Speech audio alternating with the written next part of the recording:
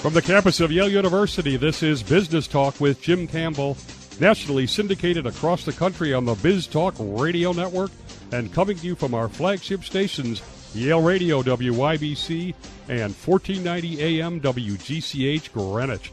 All talk and all business, 60 minutes of radio with leading figures from the world of business along with the business of politics and sports. Investigating a global financial scandal, the fix was in on setting of the ubiquitous LIBOR interest rate, manipulating the London interbank offered rate that impacts almost every loan imaginable from your credit card to your car to your house and more. That's today on Business Talk with Jim Campbell. David Enrich is the financial enterprise editor for the Wall Street Journal, heading up a team of investigative reporters, previously served as the journal's European banking editor based in London. He's also a loyal Red Sox fan, which we're going to try and not hold against him. And his latest book is a mouthful, so give me a second. The Spider Network, the wild story of a math genius, a gang of backstabbing bankers, and one of the greatest scams in history. Welcome, David. How are you? I'm good. How are you? What is a financial enterprise editor?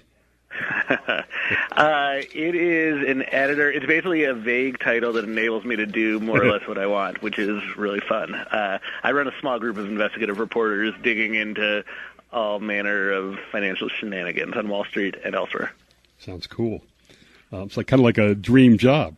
It is pretty cool. Before we get into what exactly the LIBOR scandal was, where does this scandal fit in your mind in the scale versus the mortgage crisis in '08 and insider trading? It is not as big as the mortgage crisis and the financial crisis, and it is bigger than insider trading, I would argue. But all three of those, and these are kind of the three marquee scandals of the past decade or two, and they all have one thing in common, which is that they're all precipitated by the same broken culture in the financial system, and that's a desire and, in fact, a mandate for people to push as far as they could to make as much money as quickly as possible with basically no consideration of the rules, the ethics, the morals, the costs to society or the cost to other people that the banks were dealing with. And it was the industry was, and to a certain extent remains, a really amoral place. And it's that culture that led pretty directly, I would argue, to all three of these scandals. Very, very interesting. Yeah, you do see some commonalities coming up and up again. All right, as we jump into this, tell folks, first of all, what is the LIBOR? It is an acronym. It stands for the London Interbank Offered Rate, and it is probably the most important number that you've never heard of or never paid any attention to. So every day around lunchtime in London, a group of about 15 banks, and these are banks from London, from elsewhere in Europe, from Asia, from the United States, that each of them estimates theoretically how much it would cost each of them to borrow money from another bank. And if that sounds kind of theoretical and arbitrary, it is. These numbers are largely concocted out of thin air by relatively low-level people within the bank. They each send an email with this number every day around lunchtime over to a trade group in London called the British Bankers Association. It then tosses out the high and low estimates and averages out the rest, and presto, you have LIBOR. So why does LIBOR matter? The LIBOR matters because it serves as the basis for the interest rates people and institutions pay on much of the debt in the world. So, for example, if you have a variable rate mortgage, the interest rate you're paying is likely based on LIBOR. If you have credit card balance, the interest you're paying on that is likely based on LIBOR. If you have a student loan, an auto loan, LIBOR. If you are a big company and you're borrowing money, the interest rate you're paying on that debt is often based on LIBOR. If you're a town or a city or a state and you're borrowing money, the same goes. And so this is LIBOR underpinned interest rates on trillions of dollars of financial contracts all over the world. And even though it's always in the fine print and very few people pay attention to it, it has very small movements in it, up or down, on a daily basis, have the potential to cost or make millions of dollars for all manner of people all over the world. And so it's often referred to as the world's most important number. And the scandal erupted because about 15 years ago, a group of bankers, mostly in London, realized that no one was paying any attention to how this rate was set. There was no oversight. There was no regulation.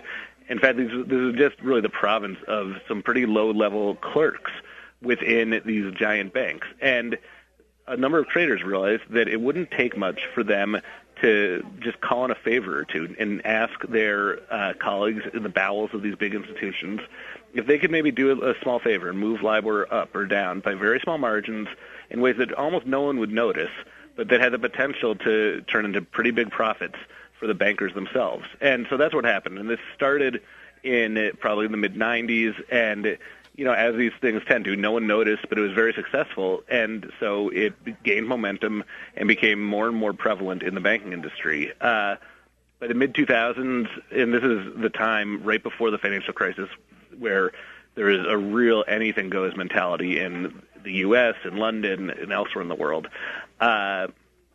it got taken to a new higher level by a group of especially audacious bankers, and that's what really turned this into a scandal. That they finally pushed a little too far, and that got the attention of the media, which then led to attention from regulators, which then led to attention from prosecutors. Interesting, the media before the regulators who were asleep. We'll get to that. And before we get to some of the guys that were involved, to me it was surprising when I think of over here the Fed setting interest rates and the secrecy. I mean, you're not even allowed to bring a phone, I don't think, into the building there in Washington, nor electronics. And yet this hugely important rate is set by clerks.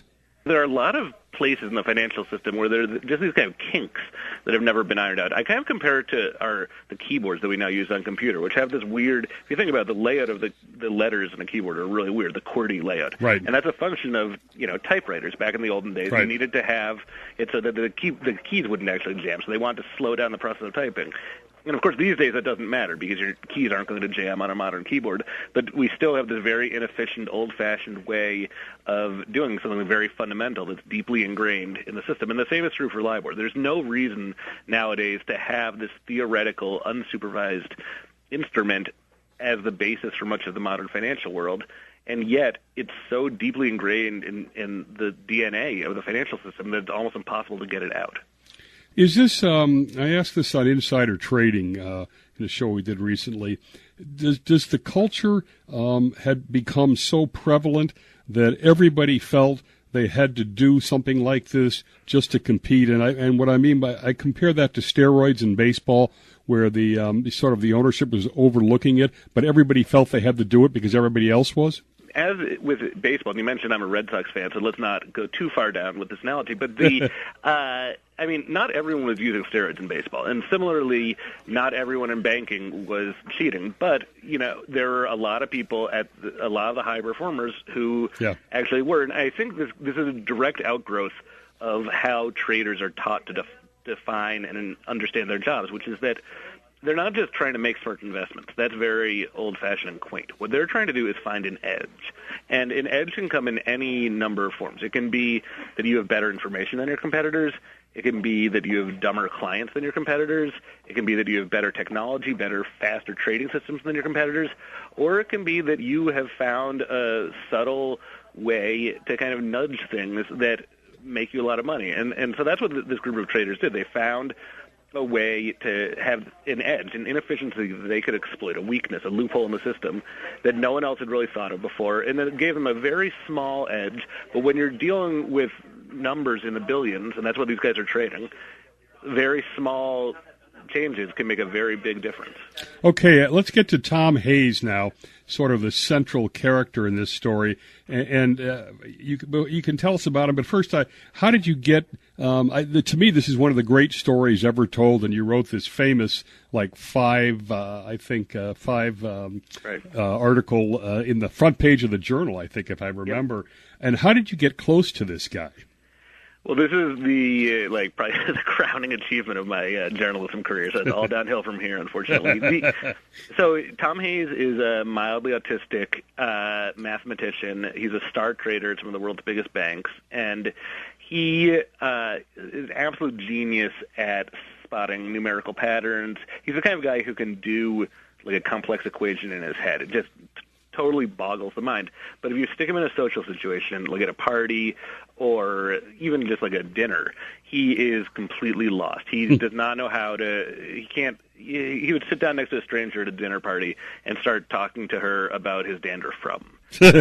And so just no sense of what's appropriate, no ability to detect kind of subtle shades of gray, no ability to interpret interpersonal cues that are just second nature to most of us. And so Hayes, I think it's probably easier to, before getting into how I met him, to just kind of explain how he landed in as the kind of ringleader of this, because he was working for a number of these banks, and as I said earlier, the mandate on these bankers at this point and these traders was to find small edges that they could exploit. And Hayes that's something he was really good at, and he did it with great success. You're listening to Business Talk with Jim Campbell over the Biz Talk Radio Network, 350 stations around the country. Go to biztalkradio.com, find the station closest to you, listen over the Internet, access our podcasts. Next, we'll be talking about pulling off the scam with David Enrich.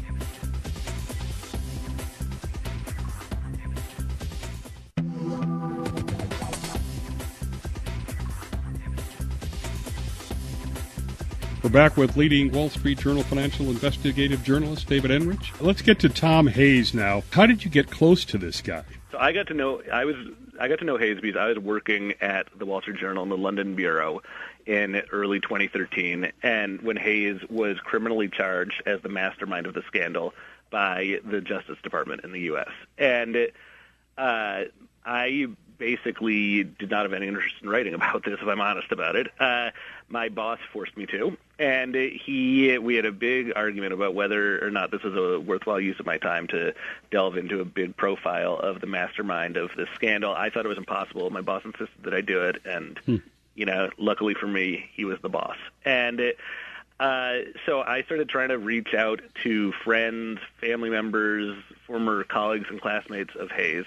No one really knew anything about him at this point. It was only some pretty scant information that had been included in government charging documents, basically. And one thing led to another, and I ended up on the phone with a former business school classmate of his, who's an American woman, who told me all these fascinating stories about him and how socially awkward and brilliant he is. And at the end of one of those conversations, I persuaded her to pass on my cell phone number to Hayes. And she did so kind of grudgingly, with the understanding that, of course, he wouldn't actually call me because, he had just been criminally charged. He was under investigation in other countries. And as much as we journalists like to think that what we're doing is useful, it's generally not a good idea for someone in that situation to talk to a reporter. And that night, I was sitting at home on my sofa with my wife, and my iPhone buzzed, and it was a text message from a number I didn't recognize, and it said, "This goes much, much higher than me. Not even the Justice Department knows the full story." And the message was from Tom Hayes, and he agreed to meet me the following day. He told me he would meet me outside of Burger King in a very crowded train station in central London. Wow. He'd be wearing a brown leather jacket. And, I'm kind of thinking to myself that I've just stumbled onto the set of like All the President's Men. So I was going to say Deep Throat comes to mind. Yeah, exactly. And I was feeling pretty good about myself.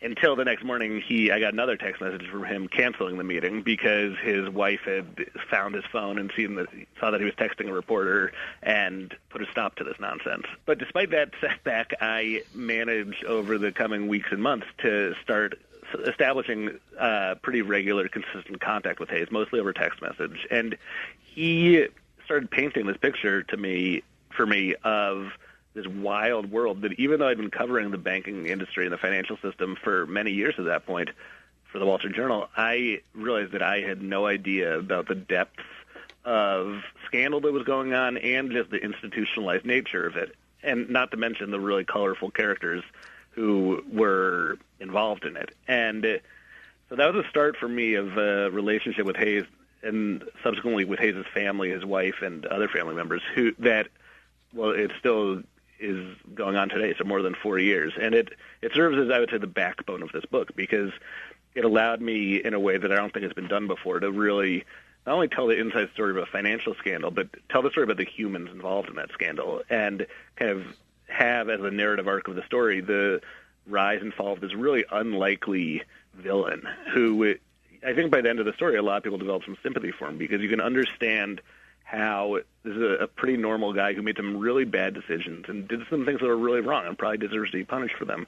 But, but for the grace of God go I. And you can kind of see, I at least could see shades of myself in this character, and it made it a lot easier for me to empathize with him and to also just understand how the financial system breeds such bad behavior. His nickname was Kid Asperger. Did he understand, because seeing the world so black and white and socially awkward, did he understand exactly what he was doing? Because he wasn't subtle about this. I mean, he'd come in and, basically out loud, even people he hadn't met asked that he wanted to get this interest rate set up or down a little bit. And did he know what he was doing? And did he see himself at the center of the cabal? No. Well, he knew what he was doing, and I think he knew in the back of his mind that what he was doing was not quite right. Mm-hmm. But he allowed himself, he told himself that, A, this is something he sees going on around him all the time, and therefore it can't be that bad. And B, his bosses knew about what he was doing, and in some cases condoned what he was doing, and in some cases even participated alongside of him. And for most of us, or certainly for myself, I was brought up being trained that just because you see everyone else around you doing something that's wrong doesn't mean it's okay for you to do it too. And I think that's a principle that is often forgotten, sometimes willfully forgotten in the banking industry. And Hayes certainly knew that some of the things he was doing, he was pushing the envelope. I think he thought, though, that generally what he was doing was basically that the industry, you were expected to push the envelope a bit. And maybe he was pushing a little too far at times, but generally he was doing some variation on what a lot of other people were doing. He certainly didn't see himself as the center of this cabal or being a criminal genius the way he would soon be portrayed. And I got to know him pretty well and got to know some of his family members pretty well and some of his childhood friends pretty well. And that's not who this guy is. This is not, which is not to say he didn't do anything wrong, but this is not the banking villain out of Central Casting or the Wolf of Wall Street type. This is a guy who's, much happier going home after a hard day at work and eating a bucket of fried chicken, having a glass of orange juice, and watching Seinfeld reruns than he is going to a Michelin-starred restaurant or a fancy club. And he's someone who he just wasn't really that interested in most of the material aspects of this. This is someone who prided himself on doing a good job, wanted to win, wanted his institution, his employers to win, and set out to do that in a very aggressive, very ambitious, very creative way that was not appropriate. Just the magnitude is unbelievable. He could, on a 1 basis point change in the rate, could make him $2 million more. In 1 basis, there's 100 basis points to a 1% change. Talk a little bit about some of the culture there that the bank seemed to allow, and how there was almost a form of bribery that allowed him to pull this off. Yeah, the culture. So I had always been kind of a cynic about the banking industry. I knew the culture was pretty bad. Yeah. I'd obviously seen all the movies that everyone else has seen, and I'd witnessed some of this behavior firsthand, but I was totally unprepared for the depths of this as I started to dig into it more. This is an industry where it's okay. The entire industry is predicated on this quid pro quo nature, where if you give me something of value, I'll give you something else of value in return, which sounds like that's maybe just capitalism, but here's how it works. So if you are willing to get LIBOR moved slightly in a favorable direction, you don't get in exchange someone else's help in the future. What you get is sometimes you get money, sometimes you get fancy trips or really expensive meals. You get things that are pretty easy to construe as bribes. And this is something that is deeply ingrained in the industry's culture, not just with LIBOR, but throughout. The brokerage industry, at least at the time this was going on, was for every $100 of commissions that a trader generated for a broker, a substantial part of that, like $5 or $10, so 5 or 10%, was going back to the trader in the form of entertainment, which meant that these traders, some of them would generate tens, if not hundreds of millions of dollars in revenue for these brokers, and they were getting just enormous sums back in this extremely lavish, over-the-top entertainment. Being taken to prostitutes in Morocco, being ferried all over the world, first class to the top 5-star ski resorts, Saint-Tropez, places like that. And this is something that everyone knew was going on. The high-up senior executives of these institutions knew what was going on. It was an open secret. You're listening to Business Talk with Jim Campbell. Next segment, they get caught.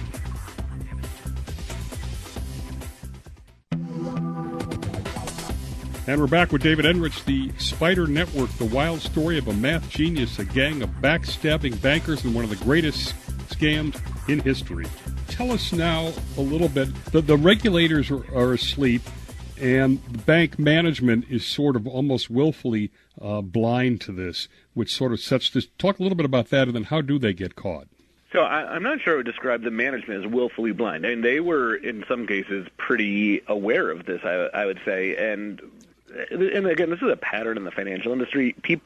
Managers and executives are really happy with anything as long as it's making a lot of money. The problems start arising if it loses money. And so we see this, and this pattern repeats itself over and over and over again. And it was the case here as well, that for the longest time, people knew, or at least should have known, what was going on with LIBOR, but it was really inconvenient and painful to look to do anything about it because, it was very profitable. So this went along, this is working all very nicely for everyone, until early 2008 when the Wall Street Journal, and this had nothing to do with me, it was some of my predecessors in the London Bureau, wrote a couple of front-page stories pointing out that LIBOR seemed to be acting in very erratic ways, and it seemed that someone was manipulating it. And these stories, at least at the time on the surface, didn't seem to have a huge impact, but and most government agencies in the world didn't, I'm not even sure they read them, but one little underfunded, kind of obscure government agency in Washington called the Commodity Futures Trading Commission, an investigator there did pick up the Wall Street Journal that morning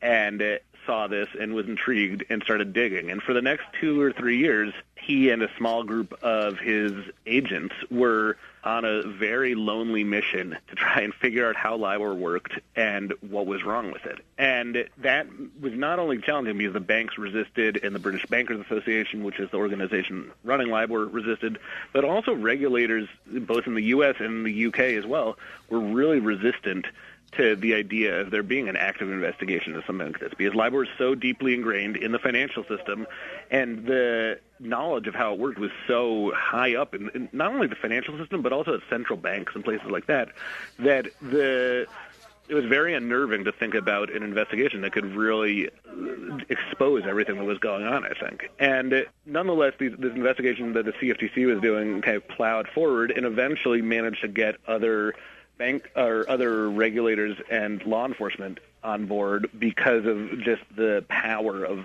the evidence that they were finding. And this happened to coincide, I think, very helpfully for the regulators with the end of the financial crisis, because as the crisis ended, there was an enormous amount of public pressure on politicians and prosecutors to find some individuals to hold account for the financial crisis and the enormous damage that the banking industry inflicted on the country on the world, really. And I think most of what people really wanted to see in the public was some CEOs, or at least senior executives, hauled off to court in handcuffs.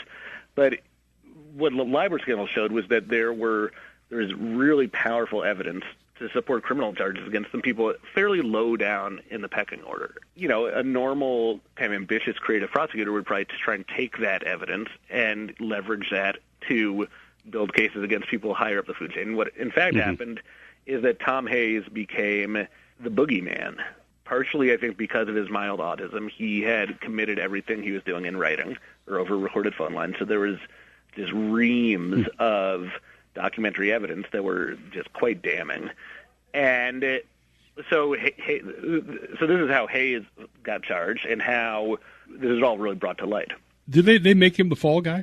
He certainly was the one guy to fall for it. Whether that fall guy obviously has kind of connotes that he doesn't deserve to have been punished, and I'm not sure I agree with that, because I think he does deserve to be punished. He was doing something that was wrong, either knew it was wrong or should have known it was wrong.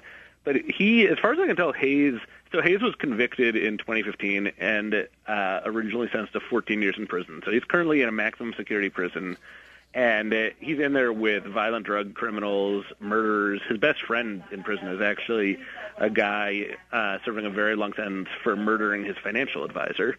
Which I thought was appropriate for the book. Yeah, exactly. It's very karmic justice, maybe. David, while you're on that, what is the maximum sentence anybody else got for this? For LIBOR. For LIBOR. There was a couple people who got sentenced to a year or two. But 1 year or two versus 14, and the rest got vindicated, right? Right. Well, or exonerated and acquitted or just not charged at all, or are, in some cases, still at fairly senior levels elsewhere in the financial industry. And Hayes, as far as I can tell, is not only the only one really nailed for LIBOR, but is, as far as I can tell, the only banker in the world right now who's currently in prison for crimes committed during the financial crisis. Just mind-boggling. Let me ask you this, because I've seen this now in several different cases. He cooperates initially, right? And they've got 5,000 hours of tapes and stuff. And these guys are traders. They manage risk. And I saw this with Raj Rajaratnam and Matthew Martoma. They made really dumb decisions to try and fight the feds, essentially, and then they get these bad sentences. Why did he decide to do that? Well, Hayes' decision was even worse than Raj's or Martoma's, because he initially cooperated with the British prosecutors. Right. And you said 5,000 hours. It was actually 82 hours. So that's still a lot of taped confessions that he gave to the British prosecutors. And after having given those taped confessions, decided, never mind, I'm going to actually plead not guilty and try and fight this. And I was talking with Hayes multiple times a day at the point where he made this decision. So I think I knew him better than almost anyone in the world. And I do not understand to this day why he made the decision he did. And his public explanation for it is that he had and there's some truth to this. So he originally decided to cooperate with the British government because he was hoping that they would charge him because he did not want to be extradited to the U.S. And under British double jeopardy rules, if you're facing similar charges in the UK, you can't be extradited to another jurisdiction to face the same charges. And so because he had a family in England and, the U.S. tends to dispense tougher sentences and worse jail conditions than the UK. And so he gambled that it would be better for him to be charged in the UK than in the U.S. And the easiest way to do that was to cooperate so that they would have an unassailable case against him. The crazy decision, though, is then changing your mind. He says that he could not bear the thought of living with having admitted to being a criminal if he didn't really believe he was a criminal, and having to tell he has a son who's now about 5 years old, so at the time was probably 2 or 3 years old, who he said he couldn't bear the thought of his son Joshua growing up and thinking that his dad was an admitted criminal. Mm-hmm. And these are understandable sentiments to have. It's not, but it's, as you said earlier, this is a guy who is a very accomplished trader. He's supposed to be expert at weighing, costs and benefits and risks and things like that. And this was a crazy decision he made. And if he had continued to cooperate, what would his sentence likely have been? No one really knows. And his lawyers were hoping that he would get a sentence of maybe 18 months. And in the UK, that means you can get out pretty quickly, maybe have like a bracelet or something to make sure you're not going anywhere you shouldn't be going. But he would have, as it turned out, if he had just stuck with his original plan, he would have been in and out of prison probably before his trial even started. Wow. So this is a catastrophically bad decision for him, and it's a decision he really has no one to blame for but himself. It's just amazing to me. And the serious fraud office there, once he decided that he wasn't going to cooperate, they moved to crush him, right? They froze assets, etc. Yeah, and the serious fraud office has a pretty bad reputation at this point, and they've lost a number of very high-profile cases. The conviction of Hayes is probably their crowning achievement, actually. And a lot of people fault the SFO for being as hard-nosed as they were with Hayes. I actually don't really blame them for that. And this was someone who had pretty actively misled the SFO about what he was going to do. And, it's their job to win cases and to kind of hold people to account. And at that point, he had gone from being someone who's going to be their star witness and help them build cases against other people to being someone who is now essentially trying to embarrass them in public. And the remarkable thing to me, though, is just how this guy goes from being a pretty normal person like you or me to rising to the very heights of this enormously lucrative profession, and then that comes crashing down in just such a spectacular fashion. And it seems unfathomable until you start kind of getting inside his head, and then you can kind of start to see how these decisions were made and how it's almost unimaginable this could have ended any differently in some ways. Tell us, how does his wife manage to stay with him through all this? Not to mention the fact that he's socially so awkward anyway. And how did the stress affect them? Was he suicidal at all? Yeah, he was a total mess. He frankly remains a total mess. He was deeply depressed, was definitely suicidal. His wife at one point, this is before the trial, was so unable to cope with his behavior that she moved out for a period and had her sister check in on him every day to make sure that he hadn't hung himself. Hayes is paying an enormous price for an entire industry's sins. Mm-hmm. And that's something that is unfair and seems to them like he's being scapegoated. The reality is he did things that were wrong. He deserves to be punished, but it's crazy that he is alone being punished, that he is the only person in jail. From our flagship stations, Yale Radio, WYBC, and WGCH, Greenwich, you're listening to Business Talk. We've got our final national segment coming up. Moral of the story.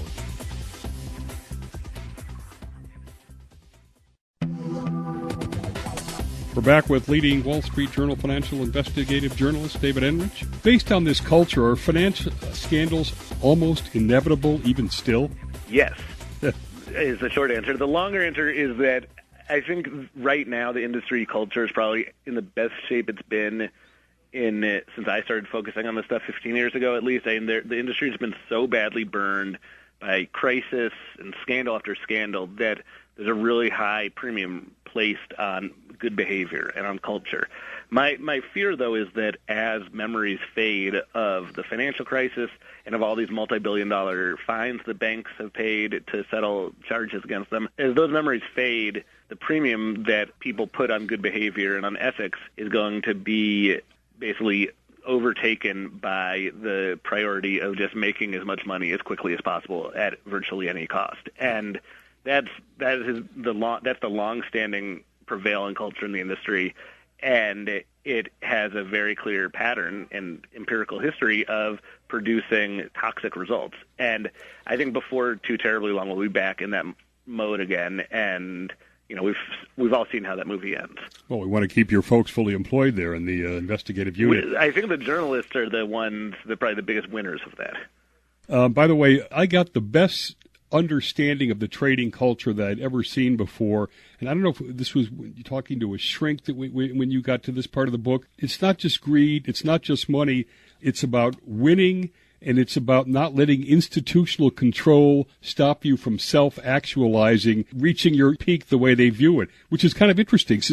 And then you put that with amorality, in other words. Yeah, and that was actually, I did talk to a number of psychologists for this book. That was actually, the words you just paraphrased are from a former trader himself, a guy who got kicked out of the industry for his own bad behavior, and who is unusually introspective and thoughtful on the stuff. This is also a guy, though, who told me a story about how during the 9/11 attacks, he was sitting.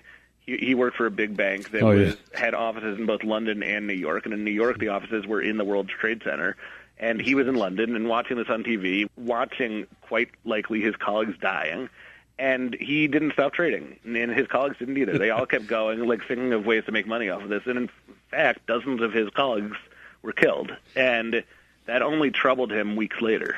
Another thing that I find interesting in that the senior management pushes them to even double down to make money, which tells me they don't really understand their own risk management, and then says, oh, these are rogue traders. But rogue traders become part of their system, so by definition, they're not really rogue, right? No, that's exactly the correct reading of the situation. The risk management at a lot of these institutions, at least historically, was that we manage problems after they arise. And taking more risk was seen as a way of making more money. These trades go both ways. So for every trade, there's a winner and a loser. And this is why the banking industry kept getting in so much trouble and caused this huge crisis, because the notion of risk management was not something that was seen as a moneymaker in this industry. It was not something that was a prized, kind of respected role at these institutions. It was seen as something kind of an obstacle that needed to be overcome. Do you think these banks should be a casino? And interestingly, just today, it's out that Gary Cohen is even talking about Glass-Steagall coming back, or at least separating consumer lending from investment banking. What do you think about that? These guys, it's sort of a casino. Yeah, I mean, I was stunned to see what Gary said this morning. I couldn't. It is pretty stunning. My mind was playing tricks on me, seeing the former Goldman Sachs president saying that. And to be honest, I don't know what I think of that. I personally think that the bigger and more aggressive banks get, the higher the likelihood of them inflicting damage on the rest of the financial system and the rest of the economy becomes. So I think that's a pattern that's been borne out over in many centuries of financial crises. Bigger financial institutions also can lower costs and make borrowing more plentiful. And so you kind of need to weigh these different benefits and different risks against each other. But the notion that someone like Gary Cohn, who has built his entire career on Wall Street and is a really aggressive guy on Wall Street as well, working at Goldman, is now embracing this kind of populist mantra that we need to break up the banks or that we need to reintroduce the things that were... It is stunning. It's absolutely stunning. As we get down to the end here, have they fixing the LIBOR? Is it no longer possible? How is it working now? Well, it's still in the process of being fixed. There's and it's much easier said than done because LIBOR is it's just institutionalized in all of these financial contracts all over the world, trillions and trillions of dollars of it. So you can't just wave a magic wand and say, okay, LIBOR now, the definition has changed to this, or we're not going to use LIBOR anymore. It's just, you would need to renegotiate just a number of contracts that is almost impossible to even quantify.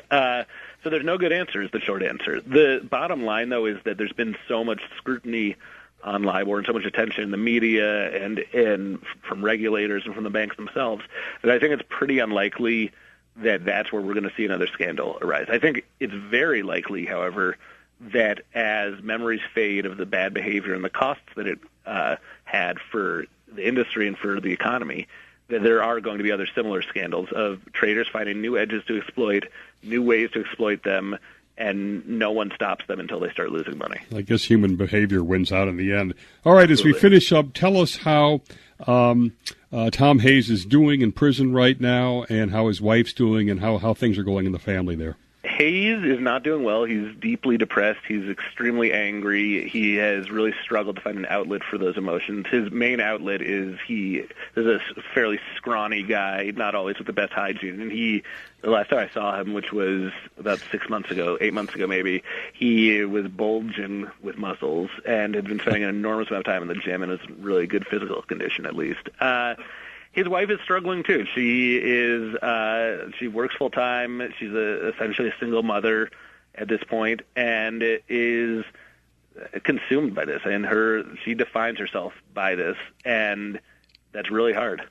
Boy, it sounds brutal. Are they smoking and all that stuff? I mean, are they taking care of their health? It sounds like he's working out. Well, yeah, the last I saw, I think they're physically probably taking decent care of themselves. I don't think they're smoking or drinking that much anymore, but I feel like the mental toll that all this anger and depression takes on someone is pretty, it overcomes any benefit from not smoking. When's the earliest he can get out?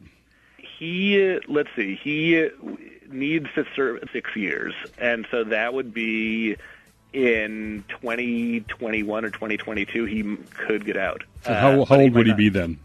He will be in his mid-40s. Okay, so he has his chance at a second deal, right? He does, although, again, I think the biggest risk to that is that he will have basically made himself insane. Really? We'll see. Maybe that'll be the sequel. Wow. Thanks to David Enrich. That book again, The Spider Network, The Wild Story of a Math Genius, a gang of bankers, and one of the greatest scams in history. This has been Business Talk with Jim Campbell. Thanks to David Enrich from the Wall Street Journal. Thanks to our national audience for listening. See everybody next Sunday on Business Talk with Jim Campbell.